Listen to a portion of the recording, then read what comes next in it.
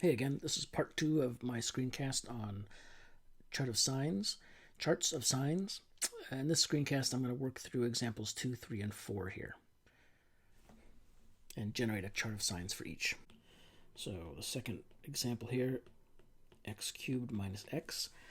So the first thing we do is we factor. So here I've got a common factor of x. I can pull that out, and then we know this difference of squares can factor in this way.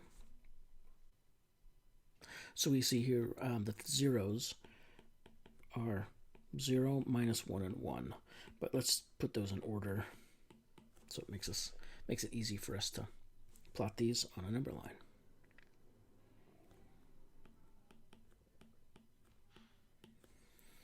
All right, and the way the chart of sign goes is, this is the chart of sign for f. I'm going to do the factors here. So we've got a factor of x plus 1, and a factor of x minus 1.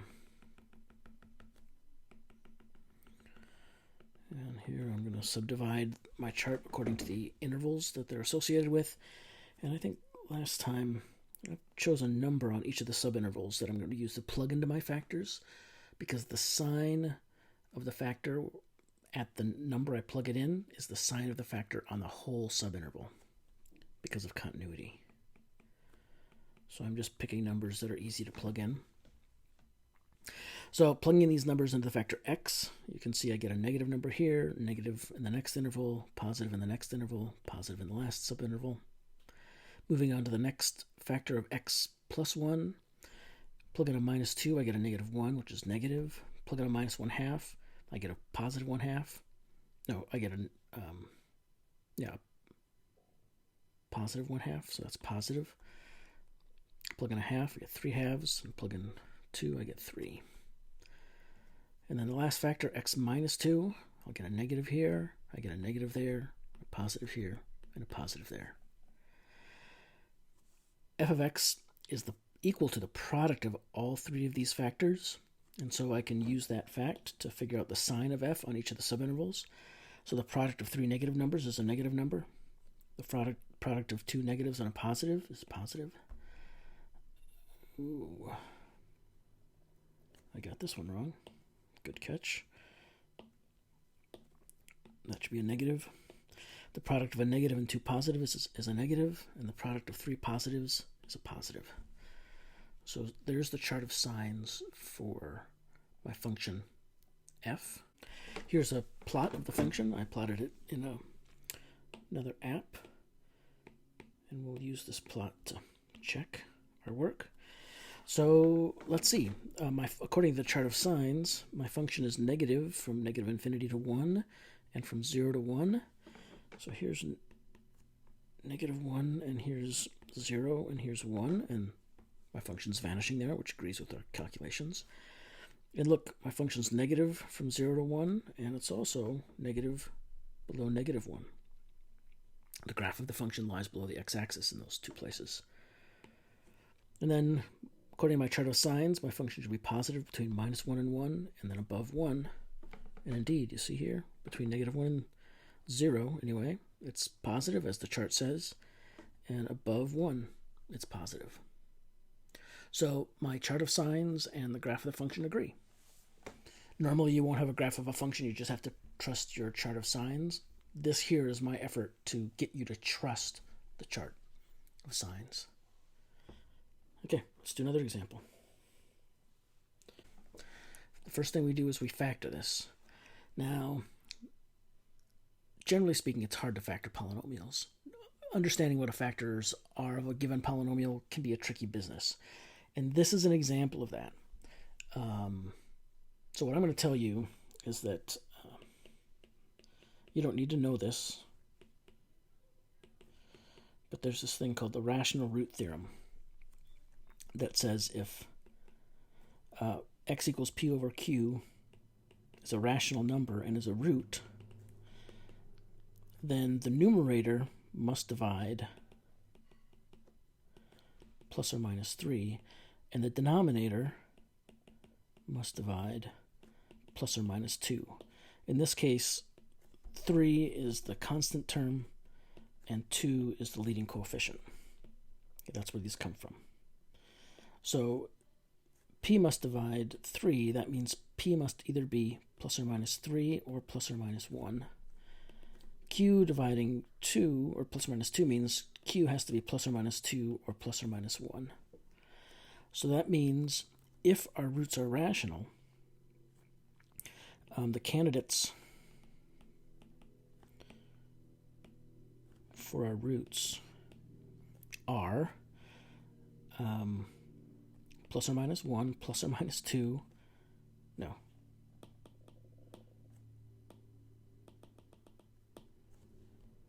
The candidates for our roots are plus or minus 1, plus or minus 3, plus or minus 1/2, or plus or minus 3/2.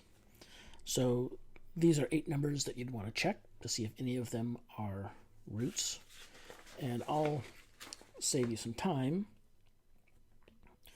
and let you verify that 3, -1, and 1/2 are roots. And in fact, f of x equals 2 times x minus 1/2, x plus 1, and x minus 3.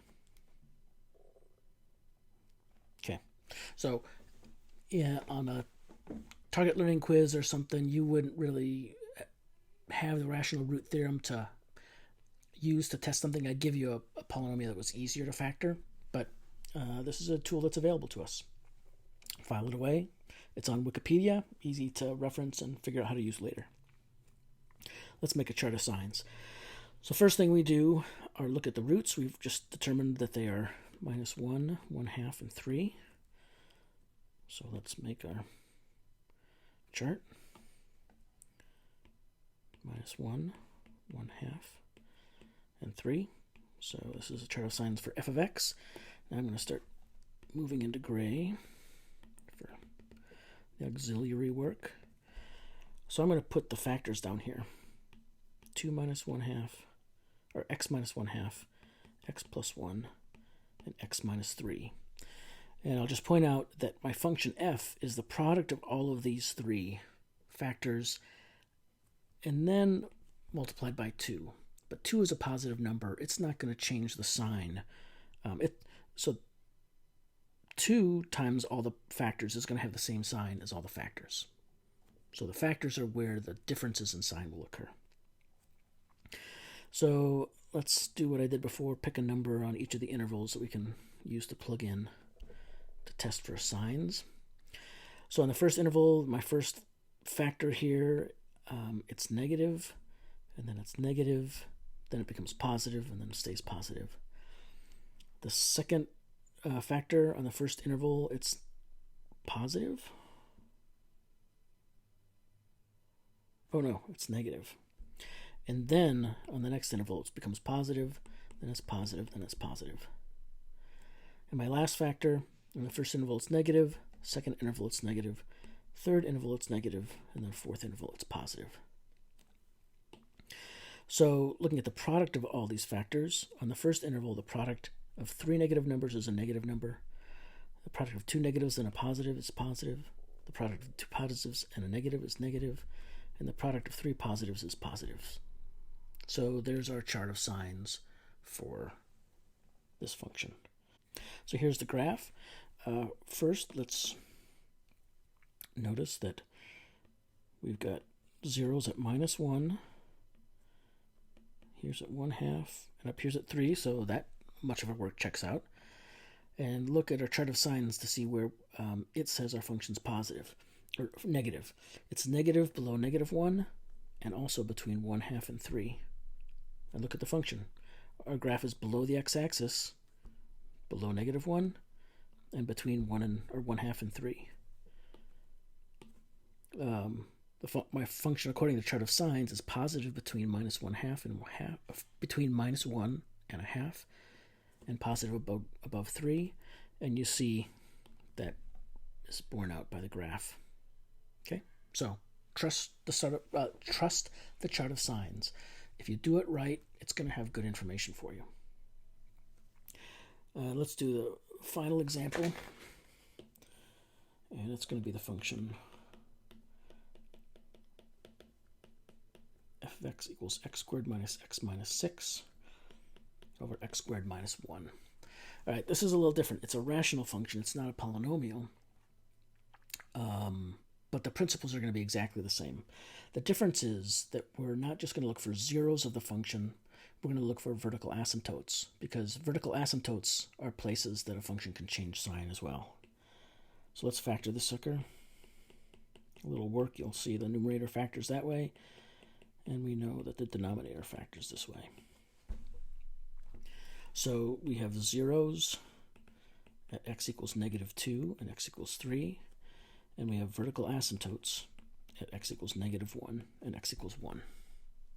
So those are the four numbers that I'm going to put on my chart of signs.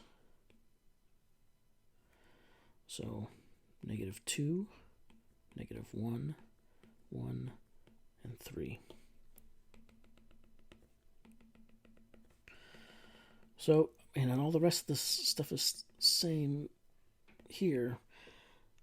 The only thing that differs in this example is that we're dividing by some of these factors, but division is just kind of like upside down multiplication, and we have the same properties.